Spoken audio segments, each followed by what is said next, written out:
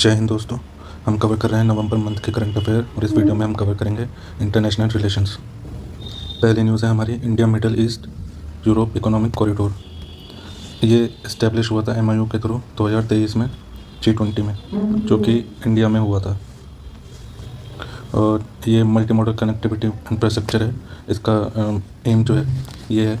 और इसके दो कॉरिडोर हैं, एक है ईस्टर्न, एक है नॉर्थन। ईस्टर्न है इंडिया टू गल्फ, नॉर्थन है गल्फ टू यूरोप। और देखते हैं मैप में, देख लेते हैं। ईस्टर्न जो है वो इंडिया से गल्फ तक है ये, और है नॉर्थन है गल्फ टू यूरोप। तो ये हो गया ईस्टर्न फिर नॉर्थ। कुछ और ग्लोबल ट्रेड कॉरिडोर हैं, जैसे हैं INSTC, यानी Iran Russia India Russia Iran. ये 3 कंट्रीज़ मेनली इसमें हैं जो कनेक्ट कर रही हैं आपस में ट्रांसपोर्ट को, और एक कॉरिडोर बना रहे हैं। दूसरा है PRI, जो कि हम सब जानते हैं चाइना इसे लीड कर रही है, और इसका नाम है बेल्ट एंड रोड इनिशिएटिव। इसमें एशिया को यूरोप से कनेक्ट कर रहे हैं वाया अफ्रीका। एक है TITR, जो कि है trans Caspian international transport route. इसे हम मिडल कॉरिडोर भी बोलते हैं, जो कि कनेक्ट करेगा चाइना से यूरोपियन यूनियन को वाया सेंट्रल एशिया। तो ये हमें ध्यान रखना है। नेक्स्ट न्यूज़ है हमारी G20 समिट से, जो कि 18th एडिशन हुआ था, और ये हुआ था ब्राज़ील में, रियो de जेनेरियो में हुआ था। ये ब्राज़ील में है। G20 जो है 1999 में इस्टेब्लिश हुआ था, और ये हुआ था क्योंकि उस टाइम पे फाइनेंशियल क्राइसिस आए थे एशिया में। तो उसका रिजोल्यूशन ढूंढने के लिए इसका G20 का इस्टेब्लिशमेंट हुआ था। एक फैक्ट मैं आपको बता देता हूँ, G20 में पहले 19 कंट्रीज़ थी और एक था यूरोपियन यूनियन, लेकिन अभी इसमें एक यूनियन और जुड़ गया है, जो कि है अफ्रीकन यूनियन। अब ये 21 एक तरीके से मेंबर्स हो गए हैं, जिसमें से 19 कंट्रीज़ हैं और 2 यूनियन हैं, जिनमें से हम देख लेते हैं। एक तो G7 है, 7 कंट्रीज़ पर G7 की होगी, France, Canada, Italy, Japan, Germany, United state and United kingdom. ये 7 स्टेट होगी। फिर हो गया हमारा Argentina, Australia, Brazil, Russia, China, India, Indonesia, Mexico, Saudi Arabia, Turkey, south Korea और साउथ अफ्रीका। फिर 2 यूनियन होगी, अफ्रीकन यूनियन और यूरोपियन यूनियन। ये हमें याद रखना है, फैक्ट है। ये अभी रिसेंटली ज्वाइन हुआ है अफ्रीकन यूनियन। एक फैक्ट और याद रखना है कि लगातार 3 सालों से ये ग्लोबल साउथ में G20 का समिट हो रहा है। जैसे 2022 में इंडोनेशिया में हुआ, 2023 में इंडिया में हुआ और 2024 में ब्राज़ील में हुआ। आने वाले टाइम पे साउथ अफ्रीका में होगा। तो हम देख रहे हैं ग्लोबल साउथ, वर्ल्ड के जितने भी ग्लोबल साउथ हैं वहाँ पर G20 हो रहा है। नेक्स्ट न्यूज़ है इंडिया ऑस्ट्रेलिया रिलेशन है। ये second India Australia annual summit थी, और ये ब्राज़ील में ही हुई G20 की साइडलाइन में। देख लेते हैं इस समिट की हाईलाइट क्या है। पहले है launch of India Australia renewable energy partnership, इसको लॉन्च किया गया है। फिर है India Australia business exchange programme, इस प्रोग्राम को 4 साल और बढ़ा दिया गया है। नेक्स्ट है agreement to renew defence and security cooperation in 2025, agreement हुआ डिफेंस से रिलेटेड। अब हमें ये देखना है कि ऑस्ट्रेलिया हमारे लिए इतना इंपॉर्टेंट क्यों है, हम ऑस्ट्रेलिया से अपना एग्रीमेंट क्यों बना के रखें, क्यों उससे रिलेशनशिप अच्छी रखनी है। क्योंकि दोनों को ही, ऑस्ट्रेलिया और इंडिया को, काउंटर करना है चाइना के इन्फ्लुएंस से, और ये हमने किया है क्वाड में शामिल होकर। फिर है ट्रेड जो है हमारा $30 बिलियन तक बढ़ा है। फिर क्रिटिकल मिनरल्स हैं, ग्रीन एनर्जी कॉपरेशन है दोनों के बीच में। हमारे बीच एक्सरसाइज भी होती हैं, जैसे ऑस्ट्रा हिंद करके है, एक इंडिया करके है, एक पिच ब्लैक है। ये काफ़ी सारी कंट्रीज़ को मिलकर बनता है। एक और है मालाबार एक्सरसाइज, जिसमें 4 कंट्रीज़ है, Japan, India, USA, Australia. Next news है इंडिया और जर्मनी से रिलेटेड। ये G20 की साइडलाइन में इंडिया और जर्मनी का मिले थे और मीटिंग हुई थी। फिर उसके बाद जर्मनी के चांसलर इंडिया भी आए थे। तो हम जो है 25 साल हो गए हमें इंडिया जर्मनी के स्ट्रेटेजिक पार्टनरशिप को, और 50 साल हो गए हैं साइंटिफिक कोऑपरेशन को। बाकी सेम सी चीज़ें हैं कि जर्मनी जो है हमें green and sustainable development partnership में हेल्प करता है, और 10 बिलियन यूरो का कमिटमेंट किया हुआ है। टेक्नोलॉजी में सपोर्ट कर रहा है, डिफेंस सिक्योरिटी में कोऑपरेशन है, डाइवर्सिफिकेशन ऑफ ट्रेड पार्टनर, मतलब अलग अलग फील्ड में ट्रेड पार्टनर है हमारा। Trade and investment, Germany is India top European trade partner. बाकी कुछ ऐसा कुछ इंपॉर्टेंट नहीं है। फिर है इंडिया इटली रिलेशन, ये भी G20 की साइड लाइन में ब्राज़ील में हुआ था, और मीटिंग बुलाई गई थी इंडिया और इटली की। बाकी ऐसा कुछ इंपॉर्टेंट इसमें है नहीं। फिर इंडिया और स्पेन रिलेशन, ये भी G20 की साइड लाइन में हुआ था। फिर कुछ शॉर्ट न्यूज़ देख लेते हैं कि फर्स्ट ट्राइलेटरल पावर ट्रांजैक्शन। अब इसमें क्या हुआ है, नेपाल से बांग्लादेश बिजली जाएगी इंडिया की ग्रिड पर और 40 मेगावाट की पावर है जो हम एक्सपोर्ट करेंगे।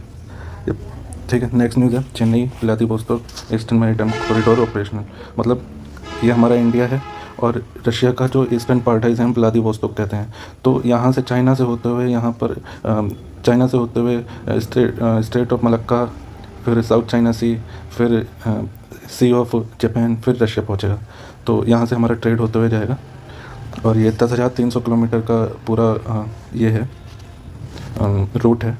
ठीक है, और ये सारी चीज़ें यहाँ पर पड़ेंगी, जैसे मलक्का स्टेट हो गया, साउथ चाइना सी हो गया, सी ऑफ जापान हो गया, ये सारी चीज़ें इसमें रूट में शामिल है।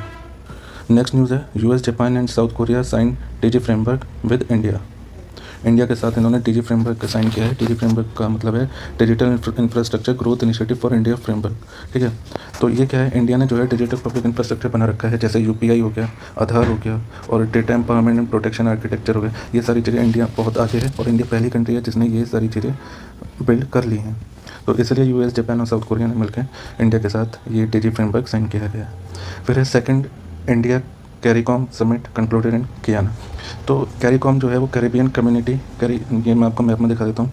ये साउथ अमेरिका है, यहाँ ये नॉर्थ अमेरिका है, ये साउथ अमेरिका है, ये मैक्सिको आ गया। तो इसके बीच जितना भी एरिया है, ये कैरिबियन सी के आसपास जितने भी कंट्रीज हैं, ये कैरिकॉम कम्युनिटी कहलाती है। तो इसके साथ हमारा एक समिट हुआ है जिसके अंदर 21 कंट्रीज़ आती हैं और ये साउथ अमेरिका में कियाना करके एक कंट्री है, यहाँ पर ये समिट हुई है। और देखते हैं इसमें क्या क्या चीज़ें साइन हुई हैं। पहले तो ये किस लिए इम्पोर्टेंट है, हमारा डिफेंस एक्सपोर्ट, हम इन्हें डिफेंस के इक्विपमेंट इन्हें ट्रांसपोर्ट करते हैं, एक्सपोर्ट करते हैं। जैसे HAL है, ये है HAL delivered 2 Dornier 228 planes to Guyana को 2 ड्रोन हमने दिए हैं। फिर क्लाइमेट एक्शन कोलैबोरेशन हमने किया हुआ है सूरीनेम के साथ। सूरीनेम ने इंटरनेशनल सोलर अलायंस ज्वाइन किया है। नेक्स्ट न्यूज़ है India chemical council win OPCW Hague award. OPCW क्या है, ये ऑर्गेनाइजेशन है, the organisation for prohibition of chemical weapons.